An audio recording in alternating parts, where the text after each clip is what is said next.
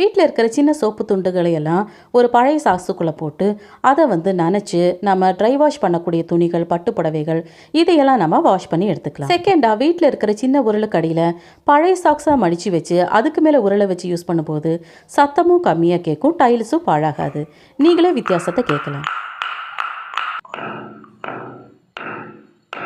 Tiles இருக்கிற வீட்டில் இருக்கிற லேடிஸ் எல்லாம் காலில் சாக்ஸ் போட்டு பழகிட்டிங்கன்னா உங்களுக்கு அந்த மூட்டு வலி, கால் வலி, வெடிப்பு இதெல்லாம் வராமல் தடுக்கும். டைல்ஸோட குளிர்ச்சி ஏறாமல் கால் ஹீட்டாக வச்சுக்க ஹெல்ப் பண்ணும். ஒரு சின்ன பாத்திரத்தில் தண்ணி எடுத்து அதில் பேக்கிங் சோடா, வினிகர், சோப்பு துண்டு இது எல்லாத்தையும் நல்லா மிக்ஸ் பண்ணி கையில் சாக்ஸ் போட்டு அந்த சாக்ஸை அதில் டிப் பண்ணி நம்ம ஜன்னல் கம்பியெல்லாம் இதே போல் நீங்கள் தொடச்சி எடுக்கும்போது அந்த ஜன்னல் கம்பியெல்லாம் ரொம்பவே பளிச்சுன்னு ஆயிரும். பாருங்கள் எந்த அளவுக்கு பளிச்சுன்னு ஆயிருக்குன்னு. லாஸ்ட்டாக ஒரு ஜோடி சாக்ஸ் எடுத்து அதோட மேல் பகுதியை இதே போல் கட் பண்ணி கைகளுக்கு நீங்கள் ஹேண்ட் க்ளவுஸாகவும் வெளியில் போகும்போது போட்டு யூஸ் பண்ணிக்கலாம். தேங்க்யூ.